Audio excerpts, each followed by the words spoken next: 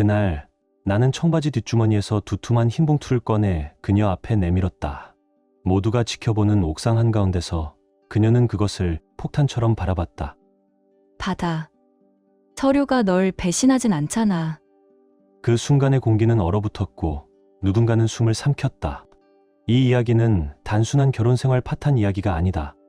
20년을 함께한 절친과 내 곁에서 평생을 약속했던 아내, 그 둘이 손을 잡았을 때 내 세상은 산산조각이 났다. 그리고 나는 그 조각을 주워 모아 아주 다른 그림을 완성했다. 사람은 배신을 당했을 때 두 가지 길이 있다. 조용히 사라지거나 모든 걸 드러내고 끝내거나. 나는 두 번째를 택했다. 하지만 그것은 단순한 폭로가 아니었다. 한치의 흔들림 없이 내가 원하는 순간과 장소에서 내가 원하는 방식으로 그들에게 결과를 안겨주는 일이었다. 이 글을 읽는 당신은 곧 알게 될 것이다. 가장 믿었던 사람에게서 칼끝을 느꼈을 때 그 칼을 뽑아내어 어떻게 되돌려줄 수 있는지, 그리고 그 과정에서 누군가는 잃어버린 자신을 되찾고 누군가는 다시는 일어서지 못한다는 걸. 나는 31살 서울에서 기계설계 엔지니어로 일하고 있다. 대학 졸업 후 줄곧 같은 일을 해왔고 월급은 안정적이었지만 특별히 화려하진 않았다. 그래도 만족하며 살았다. 29살이던 서지연과 결혼한 건 내가 27살 때였다. 대학교 동문 행사에서 처음 만났는데 진부하게 들릴지 몰라도 그때는 정말 잘 맞는다고 느꼈다.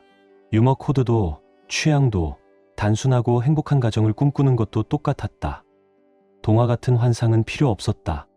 그냥 현실적이고 진짜인 삶이면 충분했다.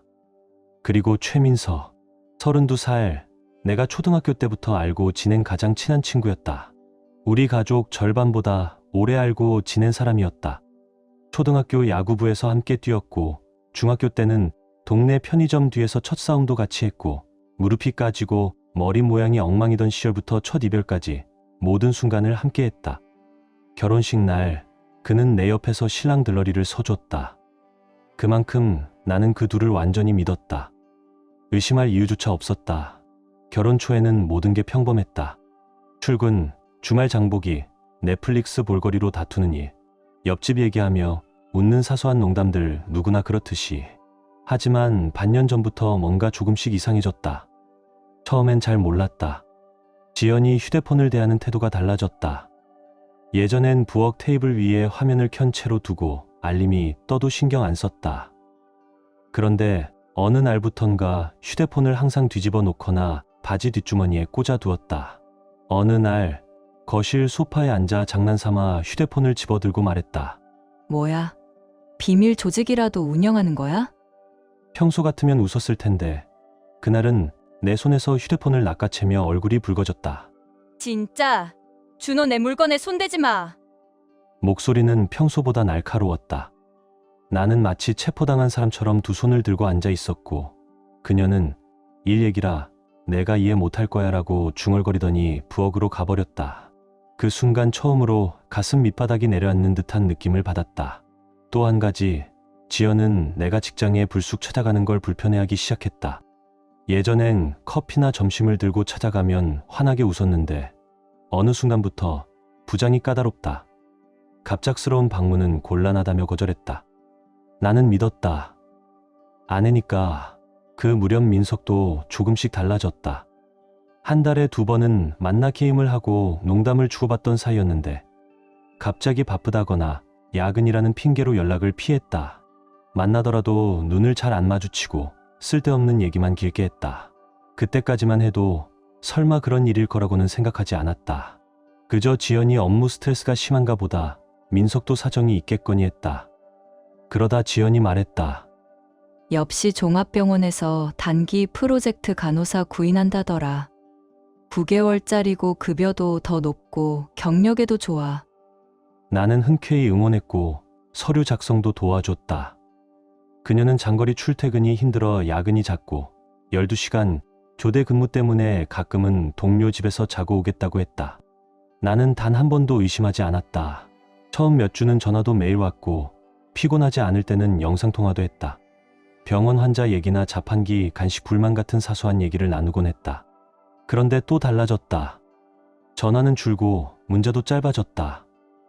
미안, 오늘은 정신없어. 집에 오는 횟수도 뜸해졌다. 병원 근처에서 점심이라도 하자고 하면 주종이 바뀌어서 바빠서라며 거절했다. 민석도 마찬가지였다. 더 피했고 만나도 불안한 기색을 감추지 못했다. 그리고 어느 날 밤 여동생에게서 문자가 왔다. 오빠, 지연 언니 오늘 일하는 날 아니야? 방금 카페다운에서 민석 오빠랑 있는 거 봤어. 둘이 웃으면서 얘기하던데 내가 보자마자 표정이 굳었어. 그 문자를 한참 들여다보다 몇 달 전부터 머릿속 한 구석에서 속삭이던 의심이 크게 울려 퍼졌다. 그때 문득 우리 집 복도장에 있던 지연의 오래된 태블릿이 떠올랐다. 예전에 카카오톡을 로그인한 채 로그아웃하지 않아 대화가 그대로 남아있을지도 몰랐다. 먼지 쌓인 기기를 꺼내 전원을 켜니 배터리는 24% 남아있었다. 필요한 걸 확인하기엔 충분했다. 카카오톡을 열었다.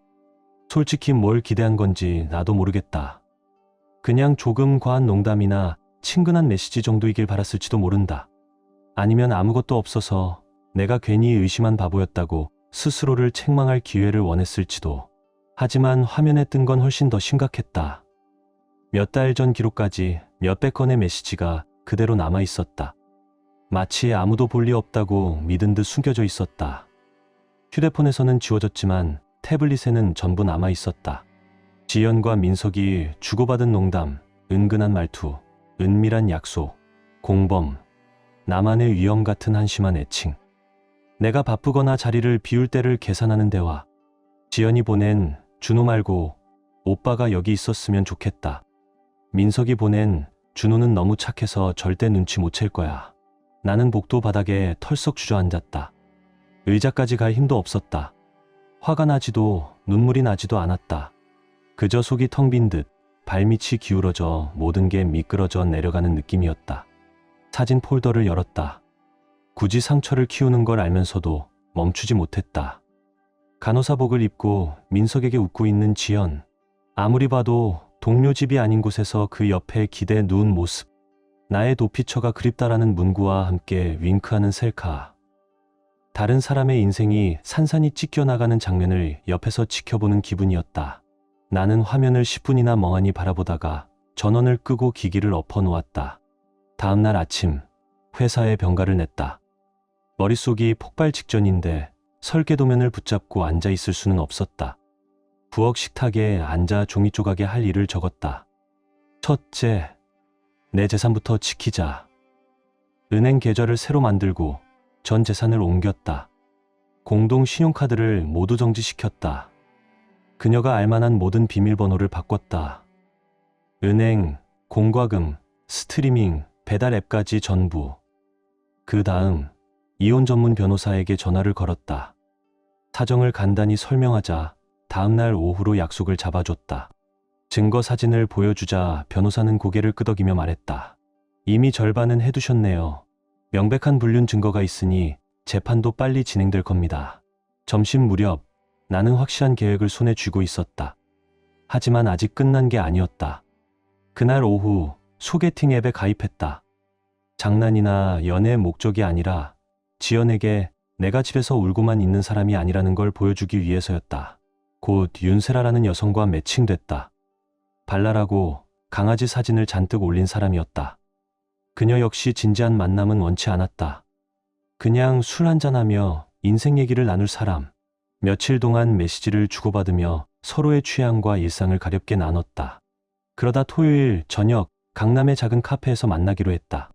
대화가 잘 이어지면 근처 옥상바에서 2차를 하자는 계획이었다. 며칠이 느릿하게 흘렀다.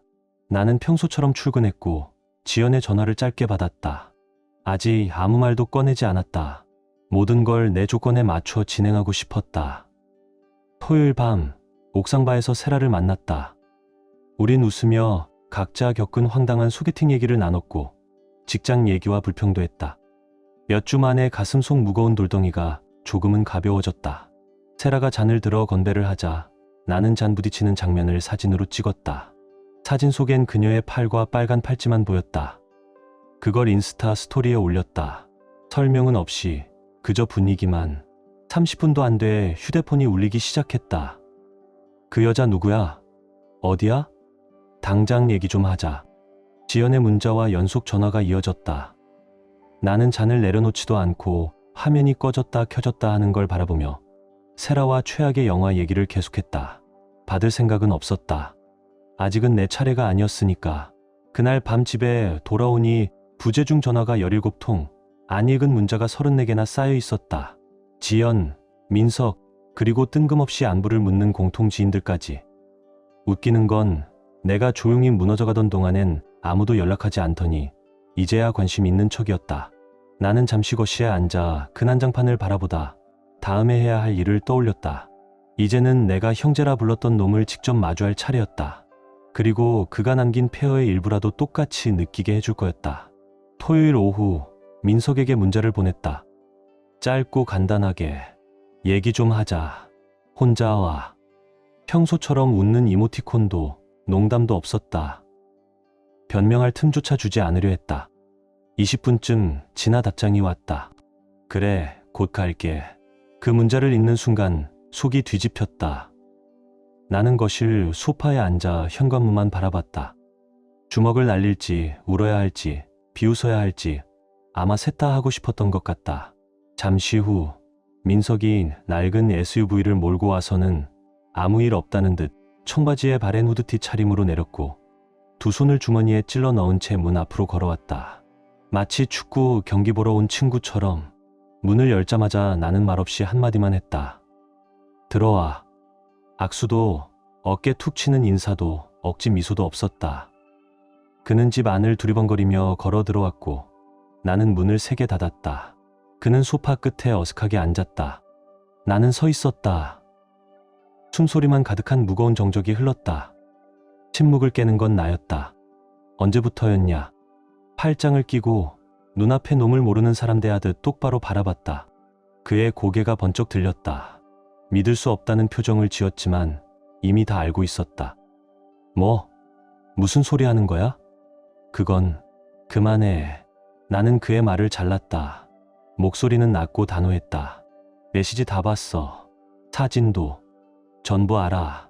언제부터냐고 물었잖아. 그는 입을 열었다가 다물었다. 변명은 목구멍에서 말라붙은 듯 나오지 않았다. 얼굴을 손으로 쓸어내리더니 마침내 숨을 내쉬며 말했다. 두어 달 됐다. 그냥 그렇게 됐어. 그냥 그렇게 됐다? 나는 그 말을 곱씹듯 천천히 되뇌었다. 길 가다 돌에 걸려 넘어졌더니 침대가 있더라 그 얘기야? 그는 고개를 숙였다. 나는 시선을 거두지 않았다. 이 놈은 내 모든 가족 행사, 명절 식사에 빠지지 않던 사람이었다. 내가 평생 믿어 의심치 않던 친구였다. 그런데 그 모든 게 한순간에 사라졌다. 넌 내 편이었어야 해. 목소리를 낮췄지만 그 안에선 더 위험한 기운이 흘렀다. 넌 내 가족이었어야지. 그는 두 손바닥을 내밀며 애원하듯 말했다. 심각한 건 아니었어. 그냥 서로 외로워서. 내 얘기가 아니었어. 의미 없는 일이었어. 나는 비웃듯 숨을 짧게 내뱉었다. 의미 없는 일? 말을 잠시 머금은 채 독처럼 내뱉었다. 넌 내 결혼을 망쳤고 20년 우정을 날려버렸어. 내 밥상에 앉아 내 아내에게 웃으면서 내 눈을 똑바로 쳐다보고 거짓말했지. 그런데 의미가 없다. 그는 점점 초라해졌다.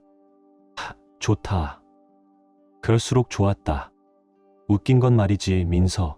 나는 씁쓸함을 삼키며 말했다. 혹시 내가 없게 되면 내가 그녀를 지켜줄 거라 생각했어. 믿고 맡길 수 있는 사람이라고. 그가 다시 입을 열려 했지만 나는 들을 생각이 없었다. 나가.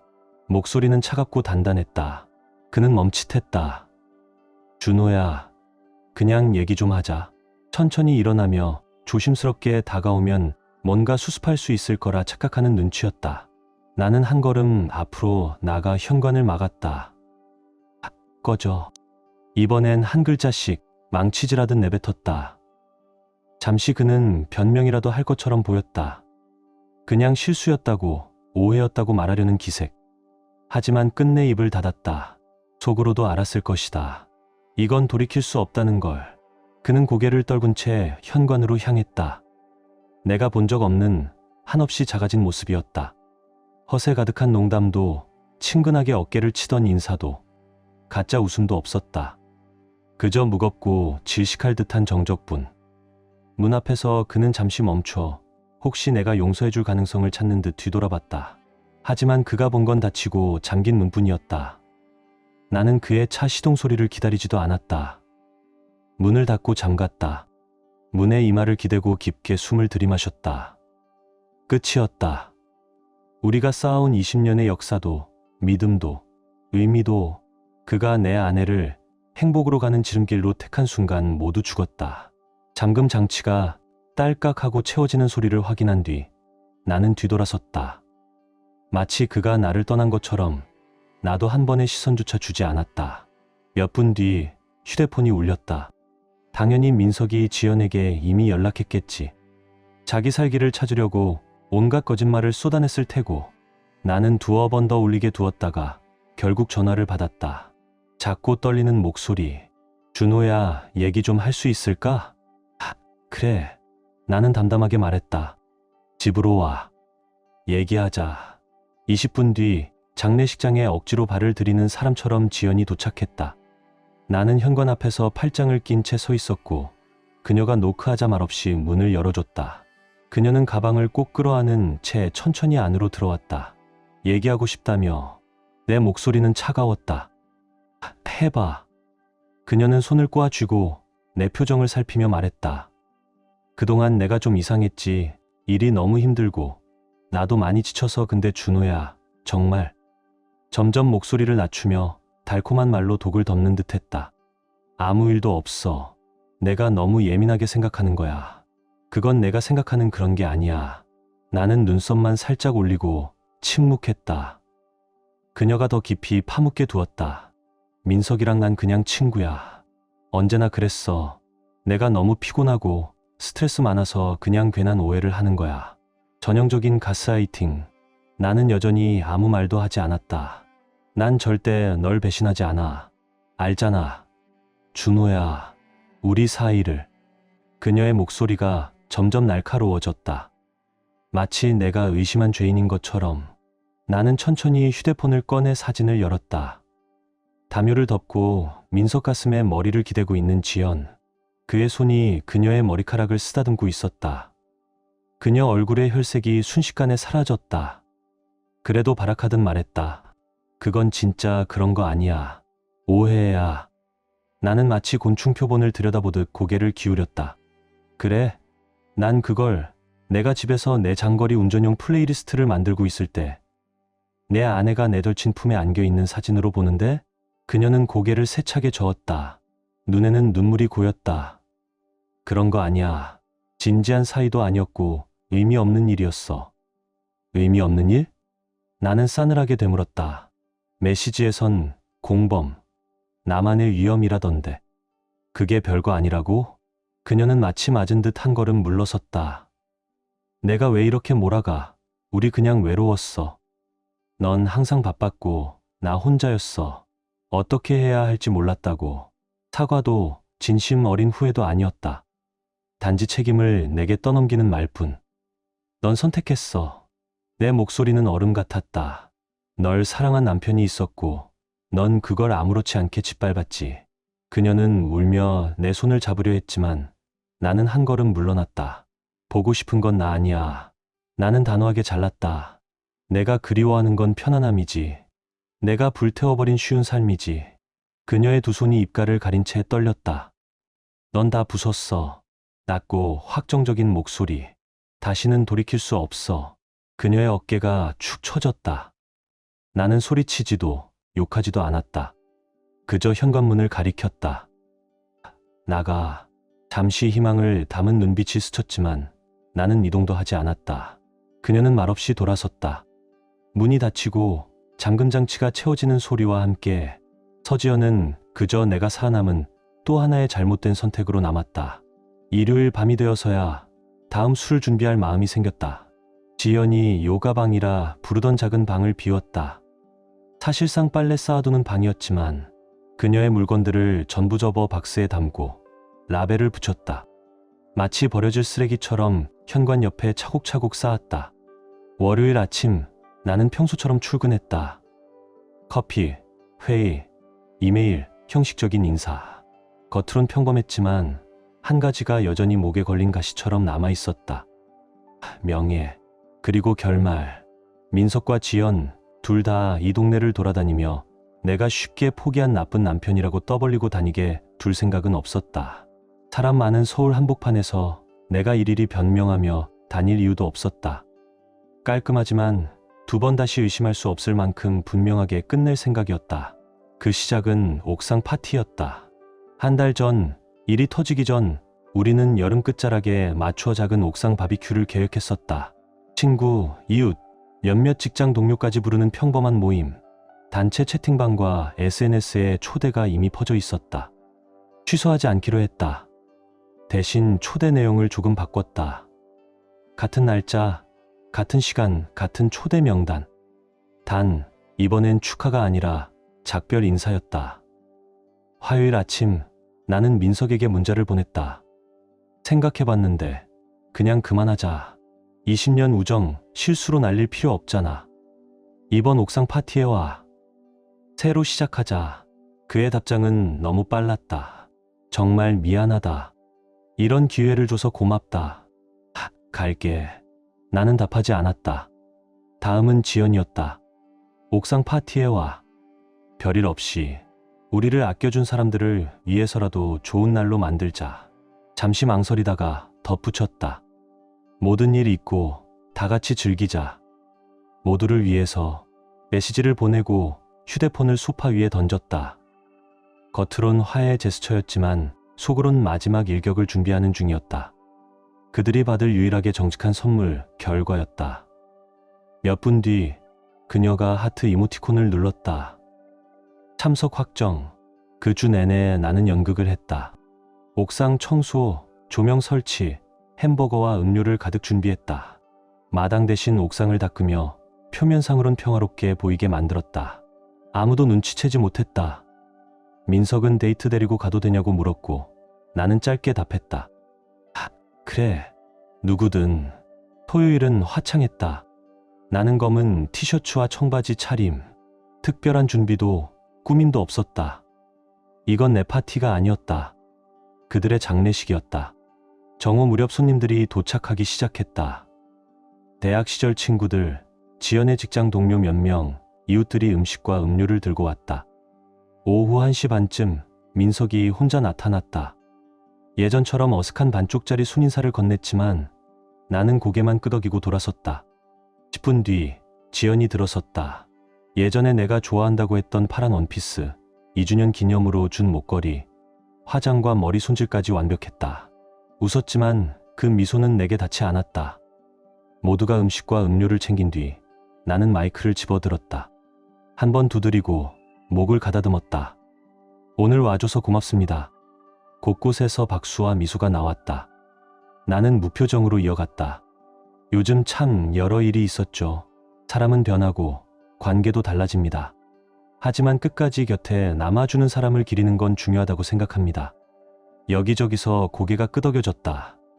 그리고 잠시 멈췄다. 그렇지 않은 사람들을 기억하는 것도 말이죠. 정적이 흘렀다. 나는 주머니 속 리모컨 버튼을 눌렀다. 옥상 한쪽 TV 화면이 켜지더니 이름과 번호를 가린 사진 슬라이드가 돌아가기 시작했다. 지연과 민석이 주고받은 메시지 캡처들. 은근한 농담, 은밀한 약속, 그리고 아무도 보지 못할 거라 믿었던 사진들. 누구의 이름인지 한눈에 알 수 없게 처리했지만 당사자라면 부인할 수 없는 내용이었다. 아무도 말하지 않았다. 웃음도 속삭임도 없었다. 그저 머리 위 조명이 윙하고 울리는 소리뿐. 5분 동안 그대로 틀어놨다. 영상이 옥상 바닥과 의자, 그릴 위에 고기 냄새 속으로 스며들게 했다. 끝나자 나는 마이크를 살짝 내려놓았다. 고기 아직 뜨겁습니다. 드실 분은 드세요. 그리고 지연 쪽으로 걸어갔다. 청바지 뒷주머니에서 얇은 갈색 서류 봉투를 꺼냈다. 그녀는 눈을 크게 뜨고 나를 바라봤다. 마치 내가 바로 앞에서 멈추자 몸이 움찔한 듯했다. 아, 깜빡할 뻔했네. 내 목소리가 옥상에 모인 모두에게 들릴 만큼 또렷했다. 이거 너 가져. 그녀는 봉투를 당장 받지 않았다. 마치 폭탄이라도 되는 것처럼 바라보기만 했다. 받아. 서류가 널 배신하진 않잖아. 나는 눈썹을 살짝 올렸다. 주변에서 누군가 날숨을 들이마셨다. 다른 몇 명은 불편한 듯 시선을 돌렸다. 나는 신경 쓰지 않았다. 지연의 손이 떨리며 봉투를 집었다. 그 자리에서 조심스럽게 열더니 또렷한 글씨로 찍힌 이혼 소송 서류가 눈에 들어왔다. 이게 내가 얼마나 진심인지 그대로 보여주는 종이었다. 나는 살짝 몸을 숙여 그녀만 들을 수 있도록 낮게 말했다. 난 이제 화도 안 나. 상처도 없어. 그냥 끝이야. 그리고 뒤돌아 걸어갔다. 뒤에서 무너지는 소리가 들렸다. 지연은 음료 테이블 옆에서 창백하게 굳어 있었고 민석은 도망칠지 땅속으로 숨을지 고민하는 얼굴이었다. 그들은 아무 말도 하지 않았다. 10분쯤 지나 둘 다 아무 인사도 변명도 없이 사라졌다. 남은 몇 명의 진짜 친구들이 뒷정리를 도와줬다. 아무도 묻지 않았다. 그럴 필요가 없었다. 한 친구가 내 어깨를 툭 치며 말했다. 잘했다. 그걸로 충분했다. 그날 밤 지연이 문자를 보냈다. 그렇게까지 망신 줄 필요는 없었잖아. 나는 답하지 않았다. 민석이 한 번 전화를 걸어왔다. 차단. 그들의 변명이나 사과. 그럴 의도는 아니었다는 말 따위는 듣고 싶지 않았다. 그냥 흘러가게 뒀다. 일요일 아침 나는 지연의 짐 박스를 전부 골목에 내놨다. 사진을 찍어 그녀에게 보냈다. 아무 말 없이. 그리고 바로 번호를 차단했다. 몇 달 만에 가장 가벼운 기분이었다. 그 다음 주는 낯설지만 괜찮았다. 출근하고 고지서를 내고 장을 보고 삶은 누가 마음을 찢어놓든 상관없이 계속 흘러갔다. 목요일쯤 되자 깨달았다. 그날 하루 지연을 떠올린 시간이 몇 분도 안 됐다는 걸. 분노도 슬픔도 아닌 그냥 아무 감정도 없었다. 그리고 아무것도 느끼지 않는 게 나를 붙잡으려 하지도 않는 사람을 계속 붙잡는 것보다 훨씬 낫다는 걸 알았다. 웃긴 건 몇몇 사람들은 중립을 지키려 했다. 누구나 완벽하진 않아. 관계는 복잡한 거야. 헛소리였다. 바람은 복잡하지 않다. 그건 이기적이고 비겁하고 나태할 뿐이다. 그리고 이제 그건 더 이상 내 짐이 아니었다. 사흘 뒤 그녀가 돌아왔다. 그럴 줄 알았다. 현관 계단에 앉아 무릎을 끌어안은 채 작은 몸짓으로 버티고 있었다. 마치 이렇게 웅크리고 있으면 차가운 바람이 몸을 삼켜버리지 않을 거라 믿는 듯했다. 퇴근 후 차를 몰고 와 잠시 그대로 앉아 그녀를 바라봤다. 그냥 후진해서 이 골목을 벗어나게 두고 어둠 속에서 죄책감만 끌어안게 둘까 하는 생각도 들었다. 하지만 오래 끌수록 그녀가 상황을 왜곡할 가능성이 커졌다. 깔끔하게 끝내는 게 나았다. 나는 천천히 차에서 내려 거리를 둔 채 서 있었다. 트럭 옆에 서서 열쇠를 손가락에 걸고 팔짱을 낀 채 기다렸다. 그녀는 잽싸게 일어나 손바닥을 바지에 문지르며 머리카락을 귀 뒤로 넘겼다. 며칠째 잠도 못 자고 제대로 먹지도 못한 듯 얼굴은 초췌했고 진실이 마침내 그녀를 따라잡은 모습이었다. 나는 가까이 가지 않았다. 웃지도 않았다. 그저 차갑고 무표정하게 서 있었다. 준호야, 제발 얘기 좀 하자. 입을 열자마자 그녀의 목소리는 갈라졌다. 부탁이야. 한 번만 들어줘. 2분. 내 목소리는 돌처럼 차갑고 단단했다. 그 말이 그녀의 마지막 기대를 잘라냈다. 그냥 우리 다시 시작하자. 모든 일은 잊고 새롭게 내가 달라질게. 정말이야. 그 뻔뻔함의 순간 어이가 나왔다. 이젠 부정조차 하지 않았다. 용서가 아니라 마치 리셋 버튼을 요구하는 듯했다. 마치 모든 걸 부숴놓고도 다시 페인트 칠만 하면 된다는 듯. 잊자고?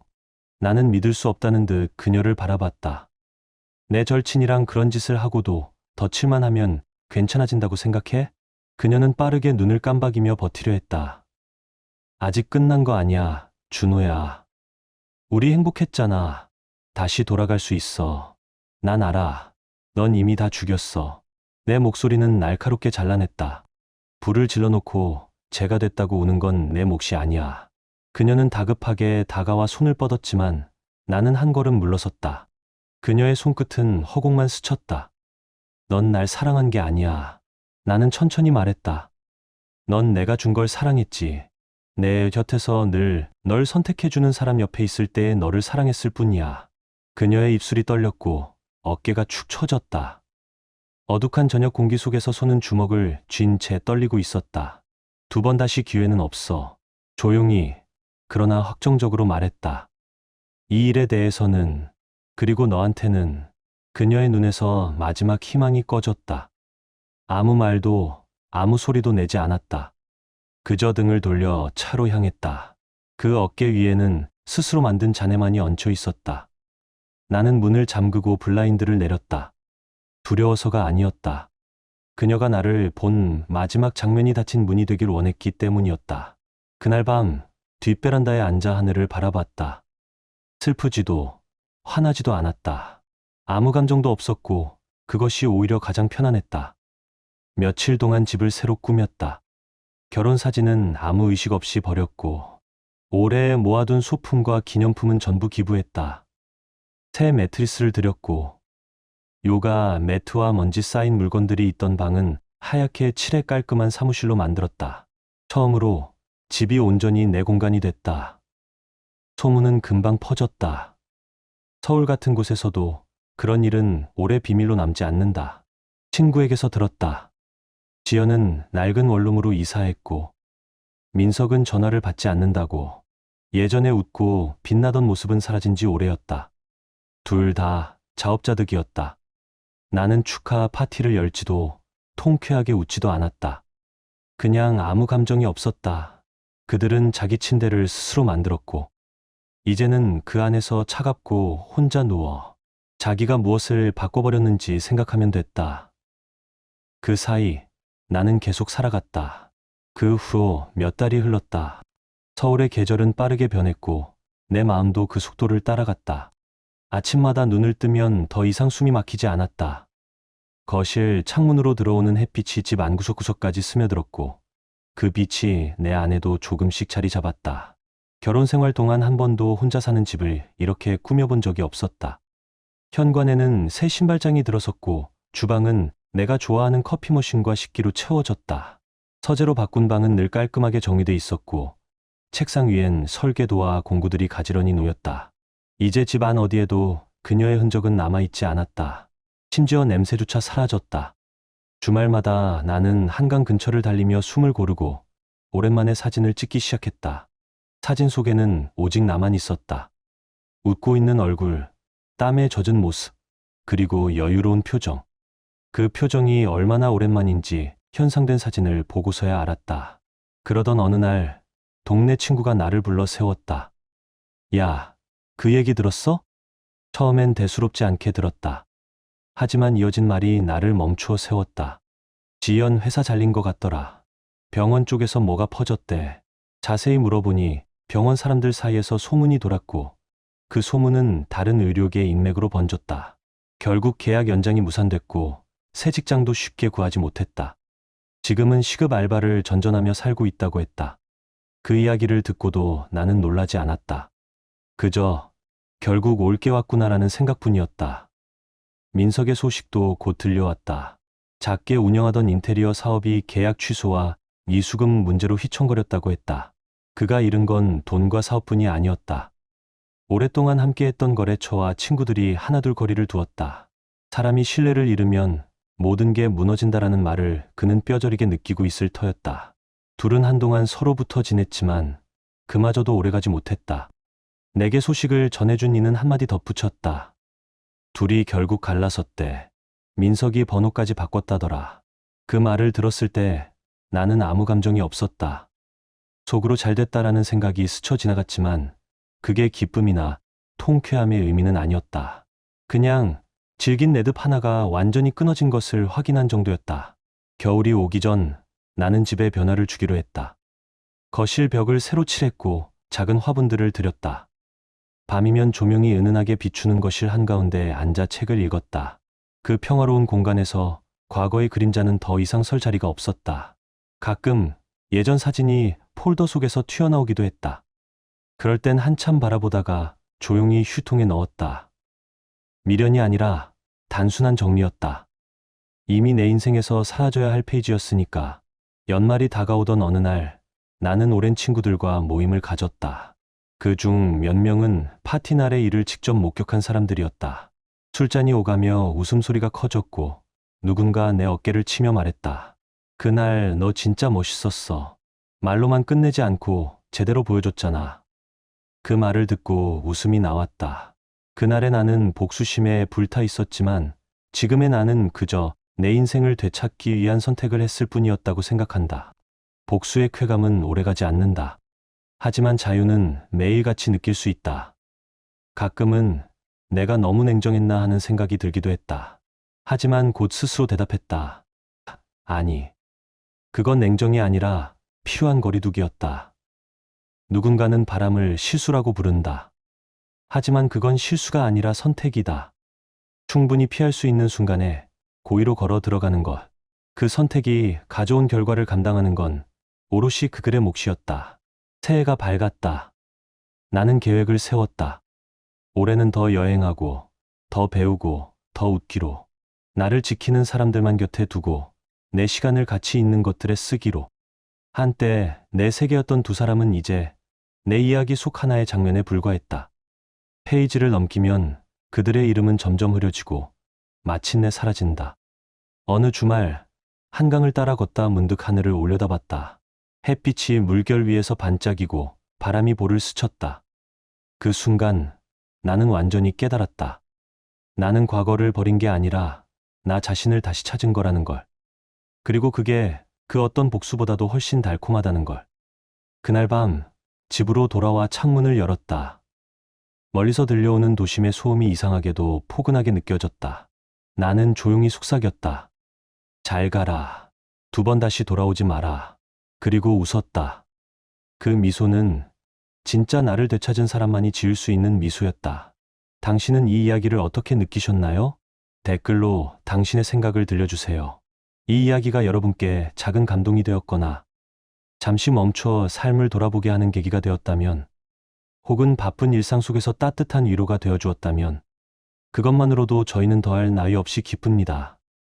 여러분의 좋아요와 댓글, 그리고 구독은 이러한 이야기들이 더 많은 사람들에게 닿을 수 있도록 따뜻한 다리 역할이 됩니다. 끝까지 함께해 주셔서 진심으로 감사드립니다. 늘 평안하시고 사랑과 진심이 가득한 하루 되시길 바랍니다.